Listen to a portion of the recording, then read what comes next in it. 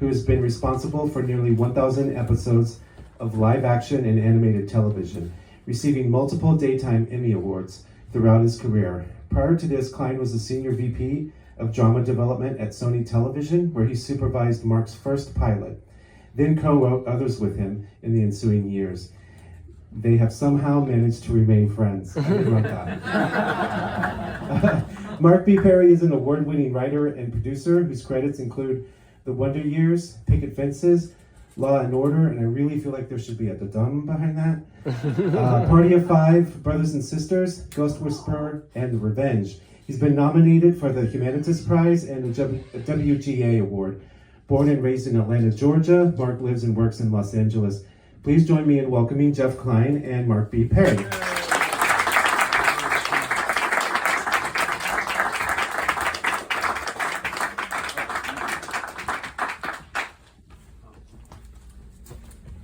Thank you, Dan.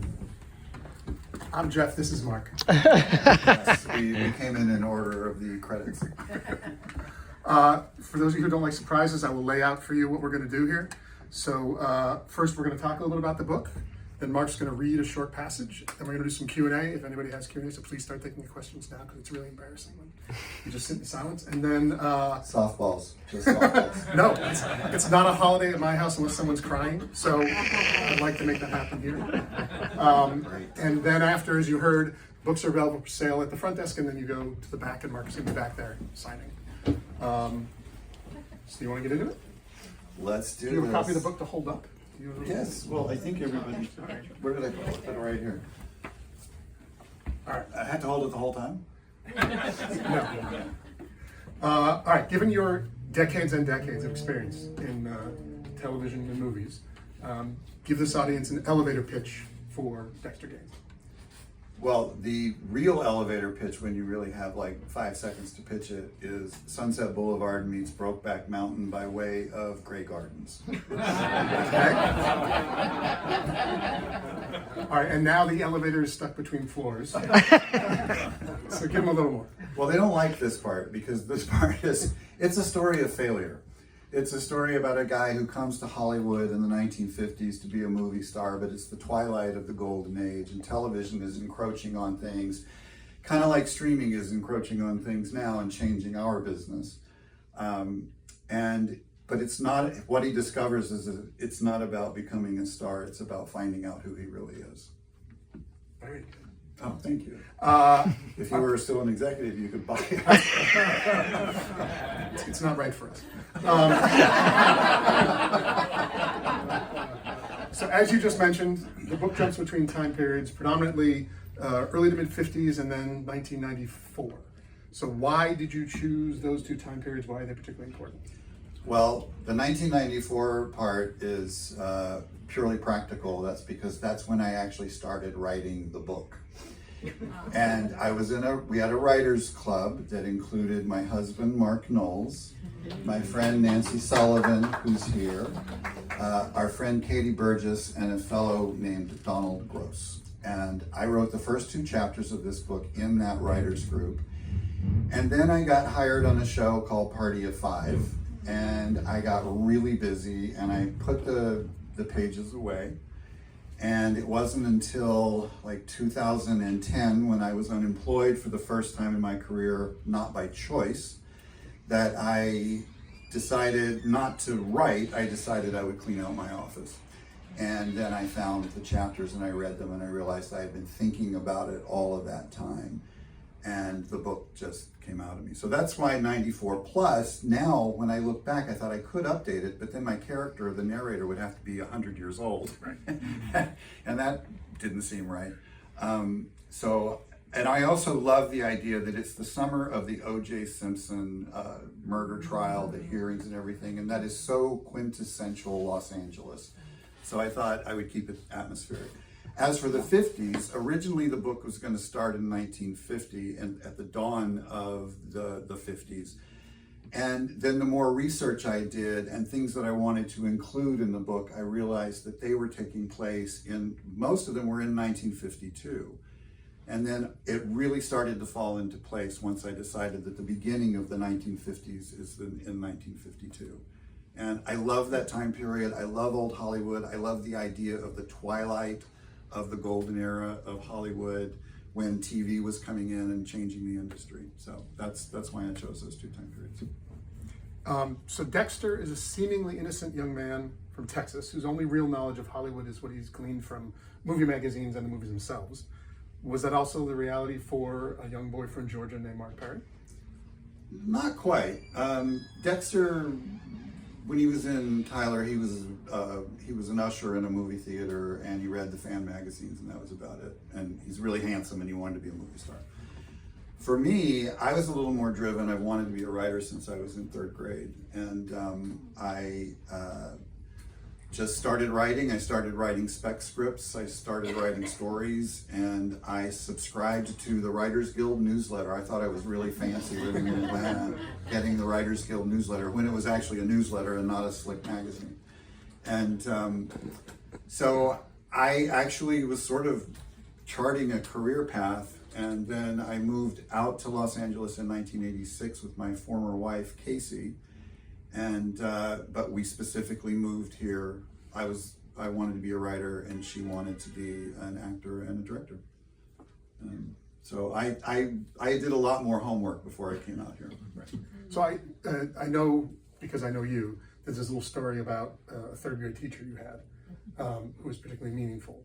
Oh, yes. And the reason I'm going to bring it up is just because teachers in general don't get enough props. So, okay, well, 2 teachers. First, Miss Hartzell was my 3rd grade teacher, and I'm sorry, a lot of my friends who are here probably already heard this story, but she used to bring in a photograph. She'd clip out of the newspaper or magazine. She'd bring it in, and she'd say, "I want you to write a story about this picture." And once she brought in a beautiful black and white photograph of an elderly man's hands folded like this in his lap. And the other kids wrote stories like My Grandfather's Hands and The Old Man Prays. My story was called Jack Arthur Serial Killer. And they did not call Child Protective Services. They did not go and interview my parents. Instead, my teacher encouraged me, and I got the literary award for Miss Hartzell's 3rd grade class at Briar Lake Elementary School that year. So that's that story. Then I do want to tell you very briefly, I just recently reconnected with my high school English lit teacher, Burton Trimble, who was 102 when he passed away just a few months ago. But I did get to go and see him. I did get to send him the book. And I really want to put what he said on the jacket, because Burton Trimble said, "This is damn fine literature."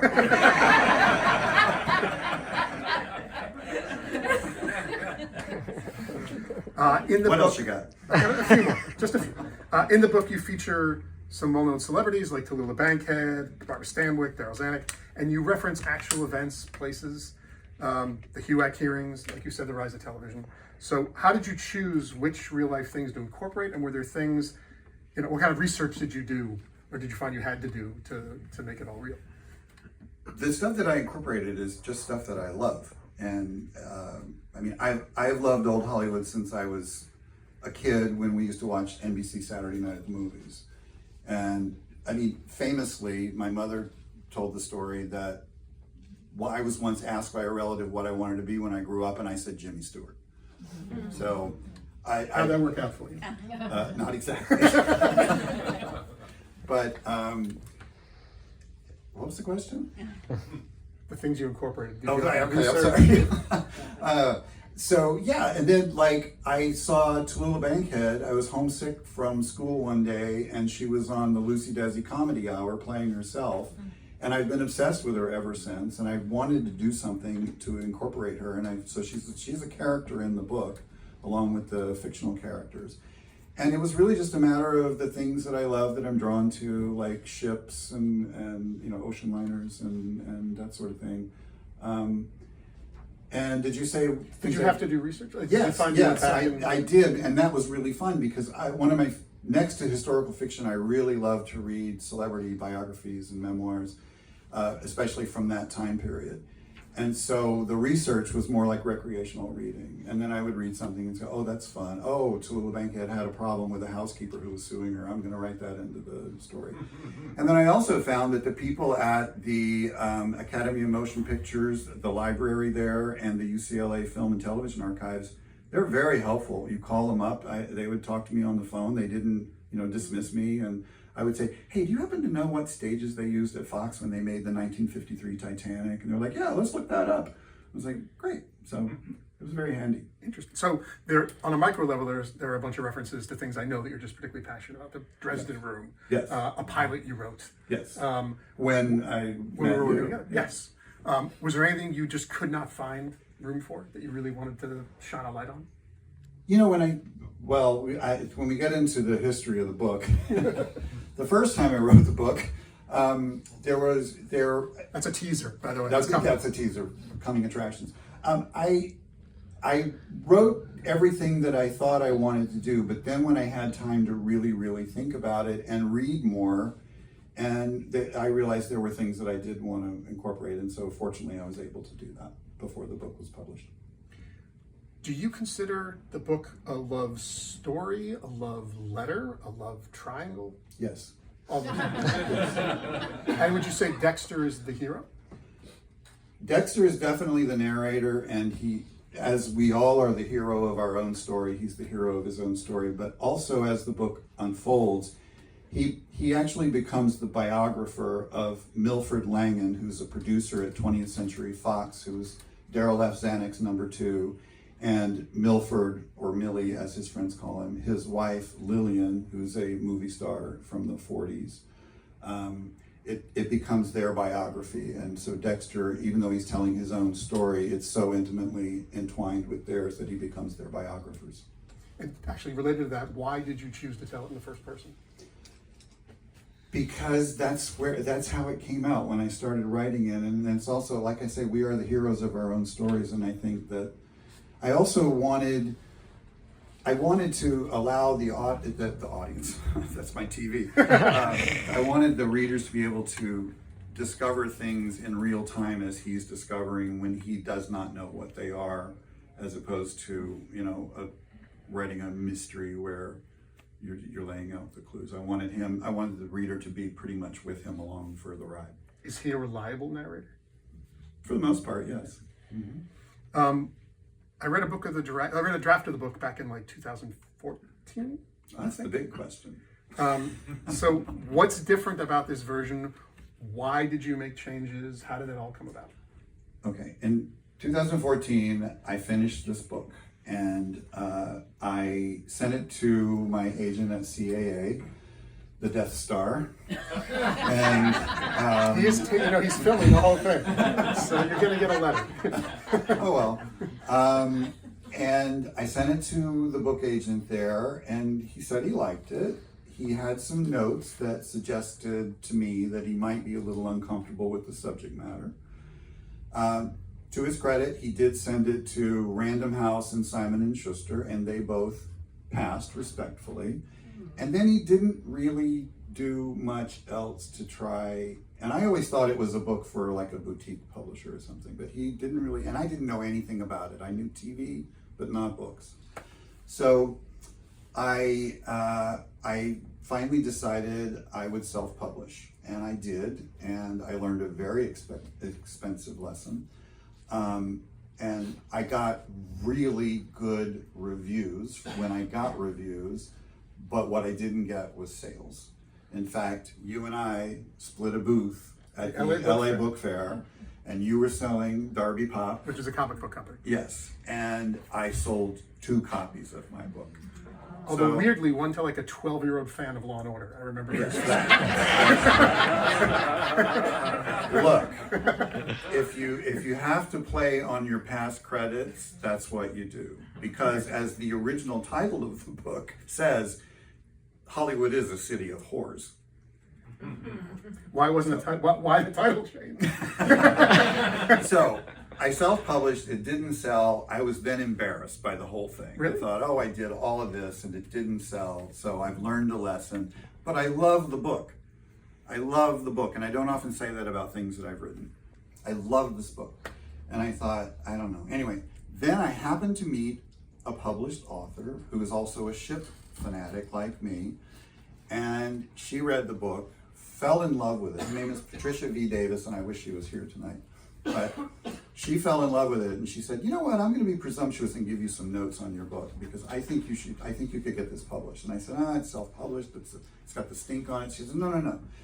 So she gave me some really smart notes, just a few, and they were very subtle, but they were very smart. And her biggest note was, you have to change this title because City of Horrors does not represent what your story is about. City of Horrors suggests a book about backbiting and maneuvering behind the scenes in Hollywood. And your story is much more of a love story, a love triangle. A love letter. A love letter. It's also an emotional mystery. I wanted to work that into. There's a bit of a mystery element to the story. It's not a whodunit or anything like that. It's really about a guy trying to figure out what went wrong all those years ago, because he hasn't really had the whole truth that has made him bitter for his whole life. Do you want to take a little further and just talk about the process to getting the current publisher? Oh yes, well, my friend Patricia, when I did the revision, she read it, she said, this is fabulous. And then when I was looking for a new title, there's a section in the book where when he's having some little success in Hollywood in the 50s, he sees his name on screen for his first movie, and introducing Dexter Gaines.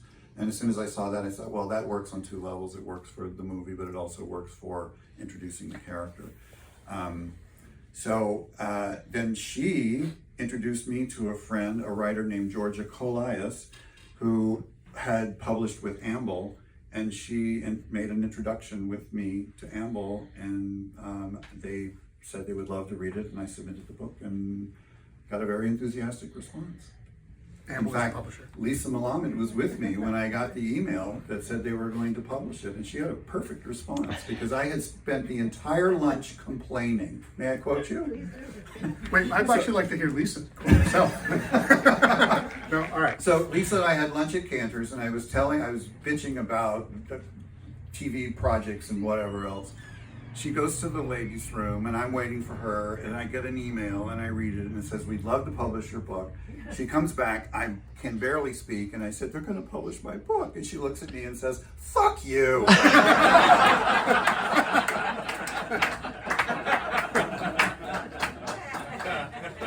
Yes, that And sounds that's like one of Lisa. the many reasons why I love her. Was the process seamless or difficult moving from teleplays to a novel? Well, I was always intimidated with the idea of writing fiction because I didn't think I could do it. I knew I could write TV, I could write dialogue, I could write stage directions, but I didn't really know. And I mean, when I read, I love, well, Truman Capote is my literary idol, but I love Pat Conroy, I love Michael Cunningham, and whenever I read that kind of language, it's like, oh, I can never do anything like that. So I've always been intimidated. But then I had this idea, thanks to this writers group, and I thought, oh, I have the story that I want to tell about this guy. And so I started, and then once I started and I realized, I don't have a director breathing down my neck and saying, you got to change this. We're not going to shoot this. Are you out of your mind?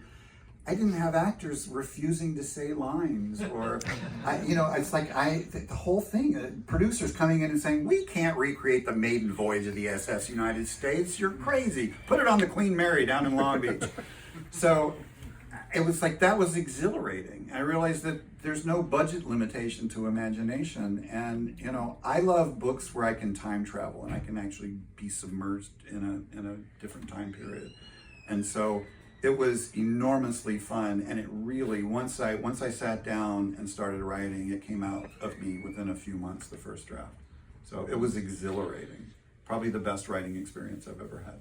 So despite that, have you written the screenplay version of it already? No, because I have learned another lesson in this business, which is don't work for free.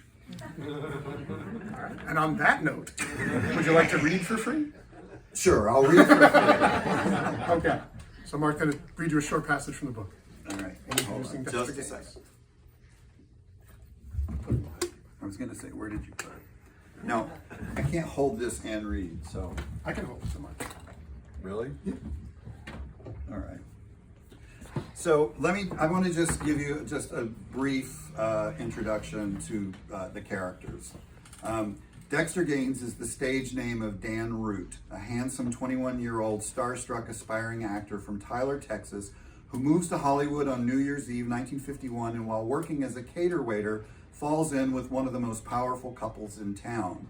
Milford, whose friends call him Millie, Langan, a producer who's Daryl F. Zanuck's second in command at 20th Century Fox, and Millie's gorgeous movie star wife, Lillian, friends call her Lily, Sinclair. And Dexter has a neurological issue that causes his hands to tremble, a condition he treats by smoking marijuana. And I'm going to read you a short section. It's one of my favorite passages that I think gives you a pretty good flavor of the book. And I'm a little intimidated doing this because Daniel Henning is here, and he did the audio book that's coming out on May 27th. So jump in if he's doing it. I was going to say, hold your notes if you don't mind. Also, by the way, just a warning, the font is small. It is. So, in my you bring eyes. glasses? You're good? Okay, good. Everybody can hear okay? The first time I walked onto a real movie set as a working actor was on stage 14 of the 20th Century Fox lot. A small army of grips and gaffers and production assistants was swarming over an enormous set 4 stories high, the middle section of a massive ocean liner, complete with a funnel that reached nearly to the catwalks above. I was already in makeup and wardrobe, in my case the tailored uniform of a deck steward. As I stood there, taking in the lights, the camera, and a cluster of costumed extras smoking cigarettes and eating donuts at the craft service table, I felt a hand on my shoulder. "Well, you certainly look the part," Millie said, giving my arm a squeeze. "Yeah, I'm drawing on my vast life experience as a waiter." I tried to smile, but the truth was I was nervous and more than a little bitter. "You know your lines?" "Line," I corrected. Then in my best British accent, "Would you like some bouillon, madam?" "Hey, kiddo," Millie said, grinning. "You gotta start somewhere." "I'm not complaining," was all I could muster, lying through my teeth. The assistant director, Henry Weinberger, called for first team to take their places. "That's you," Millie said with a gentle nudge. "I'll tag along and introduce you to everyone." We headed over to the set, and a production assistant named Pook showed us around back where the clever illusion abruptly ended. The ship was just a facade, of course, with its back a mishmash of wooden beams and a narrow staircase. "Welcome aboard," Pook said, then gestured toward the steps. "Bon voyage." I emerged onto the partial deck of the steamship where the extras were already in place, bundled up in steamer rugs and gloves despite the excruciating heat of the lights overhead. Behind us, a huge rear projection screen flickered to life with a black and white film loop of the ocean rolling by, and a giant wind machine began to spin, ruffling our hair. If you squinted, you'd almost believe you were in the middle of the Atlantic on an impossibly hot day. Millie approached a poised and regal woman already seated in a deck chair with a blanket over her legs. "Millie," she exclaimed, delighted to see him. "What on earth are you doing here? Don't tell me you've taken over the picture." "Just visiting, Missy," he said, leaning down to kiss her elegant cheek. "I'm grooming a young actor." He turned to me now, very formal. "Allow me to introduce you to Dexter Gaines. Dexter, I'd like you to meet Miss Barbara Stanwyck." I'll admit it, the kid from Tyler and me was awed and starstruck. When she extended her hand, I took it in mine. "I'm thrilled to meet you, Miss Stanwyck," I croaked. "The Lady Eve is one of my favorite pictures." "You're very kind," she smiled, putting me at ease. She was genuine, unlike so many other people I'd met in the months since I'd been living in Millie and Lily's cabana. And here I am on the set of another luxury liner. Too bad this one has to sink in the end. She was referring, of course, to the Titanic, on whose faux decks we were now stood, awaiting our cue to shoot the one scene Millie had managed to secure for me. It was early November 1952, and Millie had been successful in his campaign to ditch the working title, Nearer My God to Thee, and go with the more recognizable name of the actual doomed liner, an idea I had suggested to him poolside on one Saturday afternoon, by the way. I had been in Hollywood for almost a year before he'd pulled enough strings to get me in front of the cameras. If you've seen the movie, you'll remember Robert Wagner out on deck when he spots Barbara Stanwyck, who plays the mother of Wagner's love interest. He chats with her, and she reads a poem to him. What you won't remember is the very beginning of the scene where Stanwyck is seated alone with her book, and a handsome young deck steward approaches and offers her morning bouillon. Well, look what the cat dragged in, said Robert Wagner, approaching and chucking Millie affably on the shoulder. Millie beamed when he saw the young actor. RJ, a little respect. For you, please, Wagner said, all in fun. Millie stared at him for a moment before remembering his manners. RJ, this is Dexter Gaines, Millie said, pivoting to include me in the conversation. How are you, Dex? Wagner said, shaking my hand so firmly I almost flinched. Nice to meet you. You too, was all I managed in return. Places, everyone, called an authoritative voice with the slightest trace of an Eastern European accent. And will someone please help this poor lost producer off my set? It was the director, Jean Negolesco, a kind man in his early 50s, his eyes twinkling as he came rising over the deck railing, riding alongside the cameraman on a huge crane. He gestured toward Millie. Everyone snapped to attention. Johnny, you shouldn't work so hard, Millie said to the director. You need to rest up for croquet at Daryl's this weekend. Psh, was his only response. Good morning, Barbara. Lovely day to hit an iceberg, he quipped. Miss Stanwyck frowned. I don't think we should joke considering the true story. I meant no disrespect, the director replied. I was just leaving, Millie chimed in. Then, as he passed me, okay, kiddo, break a leg, which was more or less exactly what I was afraid of. Any questions, anyone? Let's shoot, Wagner said, hopping over a railing with the ease of an acrobat and trotting down the ship's stairs to assume his place on the deck just below. I admired his self-assured athleticism, but the fact that he had the role that should have been mine filled me with resentment from the moment he shook my trembling hand.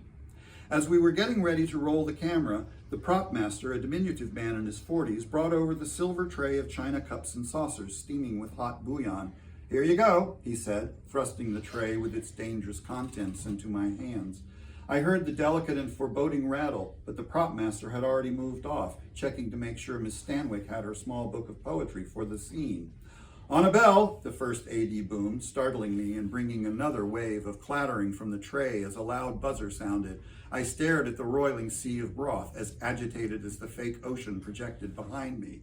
Rolling, camera, speed, Titanic, scene 35, take 1. The camera loader barked, then snapped the clapperboard, startling me and triggering a renewed round of tinkling bone china. There was a long pause as I stood out of frame, clinging to the tray, kicking myself for not having the sense to toke up prior to leaving my tiny dressing trailer outside. And action, Negolesco shouted. I turned toward Miss Stanwyck, who sat serenely reading her little book, the fake breeze ruffling her scarf. I approached. Good morning, madam. Lovely day, I said. So far, so good. Would you like some bouillon? Cut! I turned, annoyed. I wasn't done yet. Something technical, Miss Stanwyck asked. No, Missy, Negolesco looked at me. I'm sorry, what's your name again? I bristled, tried to hide it. De Dexter. Well, De Dexter, please stick to the script, he said good-naturedly enough. You will not want to meet the angry writers. I just thought it would be more courteous if I just stick to the script, he said, firm but not unkind, then nodded to the first AD. Back to 1, 2 is up, the AD shouted. We're on a bell. In retrospect, I probably shouldn't have taken it all so personally, but that was always my knee-jerk reaction. My cheeks were warm with humiliation as I caught a sympathetic look from Miss Stanwyck. You're doing fine, she said, and I mustered a smile as I balanced my tray back to my starting mark. Rolling, camera, speed, 35, take 2, and action, the ritual was repeated. I turned again and approached Miss Stanwyck exactly as I'd done before. She looked up, marking her page with her finger, and smiled. Would you like some? Was all that came out of my mouth before my shivering hands spasmed and the entire tray of delicate china and steaming broth landed all over Barbara Stanwyck's lap in a horrible cascade of clattering metal and shattering crockery. With a yelp, she threw off the blanket which had fortunately spared her from being scalded. Oh my God. Cut, Barbara, are you okay? I'm fine, but I'm afraid my coat isn't. In the ensuing pandemonium of wardrobe, makeup, and hair people swarming their star, I remained frozen in abject horror, ignored. At length, Miss Stanwyck caught my eye. Dexter, are you all right? The only words of kindness spoken to me. I'm so sorry, Miss Stanwyck. I don't know what happened. It's all right, really. Everybody take 10, the assistant director shouted, and I spun around and made my way down the hidden stairs, blowing past a frowning Milford Langan standing near the director. Dex, he shouted after me, but I kept going. I couldn't face the man I knew I had so bitterly disappointed. Outside the soundstage, I hurried into the empty trailer I shared with other bit part actors. Stinking bit part actor, that's what I was. I found my stash and was well into my third significant hit when the door swung open and Millie came in. I braced myself for the worst. "Are you okay?" he asked, surprising me with a genuine concern in his voice. "I'm sorry, Mill. I know you stuck your neck out to get me this part, but it's my goddamn hands." He came in and closed the door, sat down opposite me. "Let me see," he said, and I held them up. They were still trembling even though the marijuana was slowly working its magic. I saw his expression as I put away the now cold joint. "It's the only thing that makes it better," I said. Millie nodded. I spoke to Johnny. "You'll get through it. Just relax." "I'm so sorry, Mill." "Dex," Millie said with reassurance in his voice, "stop saying you're sorry. You can do this. I know you can. I believe in you." No one had ever said those words to me in my entire life.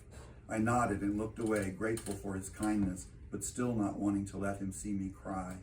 Of course, everyone was bending over backwards to be nice to me when I returned to the set. No harm done, they all said. The prop master wisely changed the contents of my tray, but even my amended line of dialogue, "Would you like a fresh scone, madam?" was cut from the final picture.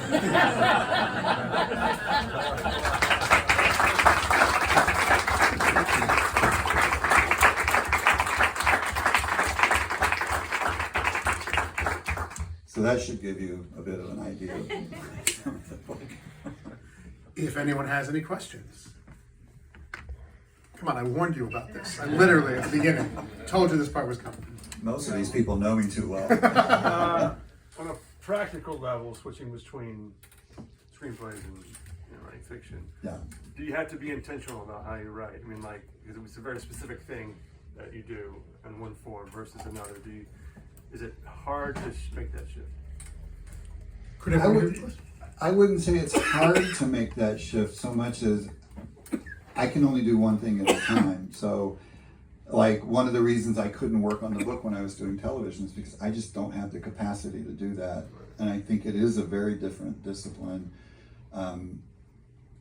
Like I said, you're freer, but you really have to. There's so many other things you have to account for in writing prose that is shorthanded in writing screenplays. But did that answer that question? Okay, good question. Yeah, I'm wondering, Mark, having written TV for so long and now trying this new thing, I'm wondering if there was a moment or a point where you thought to yourself, "Oh, I can do this." Before you answer, Was- did everybody hear the question? Okay, so the question was basically, in making the transition to TV, from TV to prose, was there a moment where Mark realized he could do this?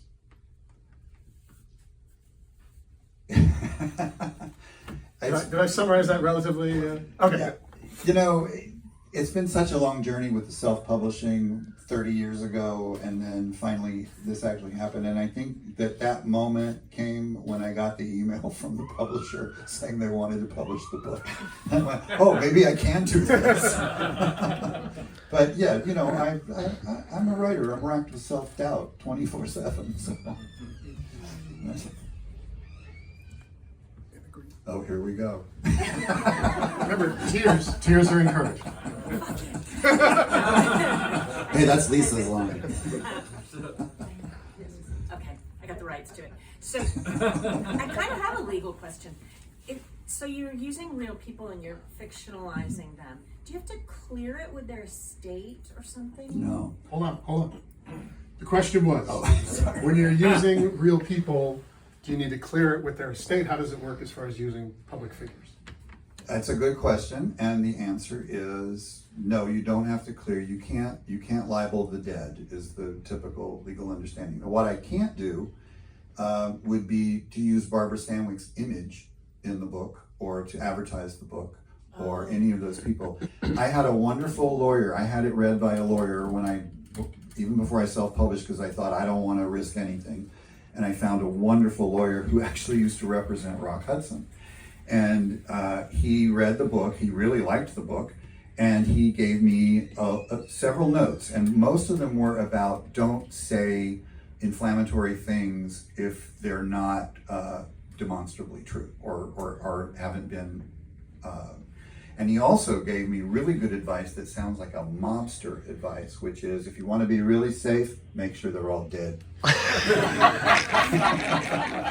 So, the line for libel must be tricky, huh? Is there like an outline of stuff or that you can't say, or is it just sort of? I think that What's the line for libel right now? I don't know. I think the line is just try to be respectful. I think that's the line. And listen to your lawyer. And listen to your lawyer. For example, I was so happy that I had Mitzi Gaynor in the book when I first wrote it. She was going to be his co-star in the first movie that he makes. And the lawyer said, no, she's still alive. And she lived she just died last year. So she got written out and replaced by Anne Francis, but I'm actually happier that it's Anne Francis because Anne Francis is really cool.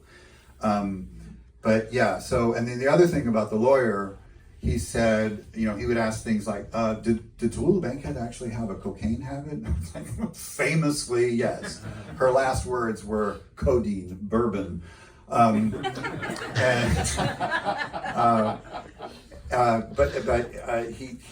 said, make sure they're dead, but he didn't say anything about Rock Hudson. And there's a fairly salacious passage in the book involving Rock Hudson, and he didn't say anything about it. So I said, I have to ask, what about Rock Hudson? And he said, oh, we used to represent him. It's all true.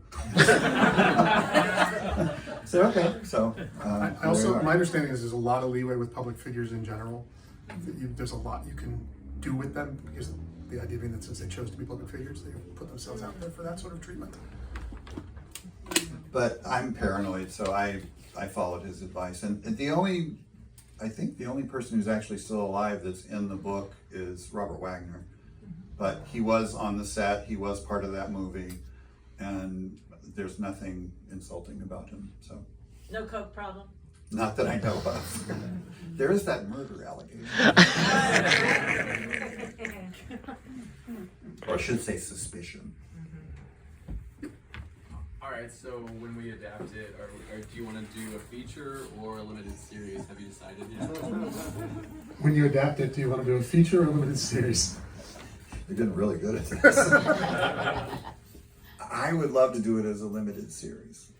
Because one of the things that I discovered in writing the book was that it's not unlike doing a limited series. It's just, this was like an old school network order because I have 28 episodes or 28 chapters in the book. So I would love to do it as a limited series. Netflix? Anybody from Netflix? Anybody else? All right, so again, if you'd like to purchase the book, if you haven't already, front desk, and then Mark's going to be in the back signing. I just want to say one thing. Thank you all so much for coming out here. You have no idea. I do not have words to express how much this means to me that you're all here.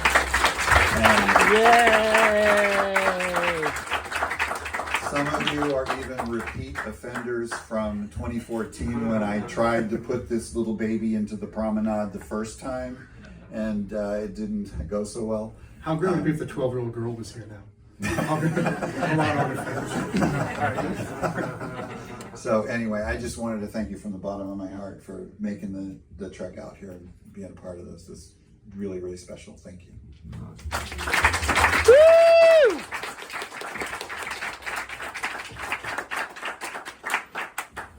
Okay, once again, if you already have the book, please join us at the back desk. Mark is going to sign them there. If you would like to purchase a book, you may do so at the front counter, and then join us at the back. Thank you all for being here.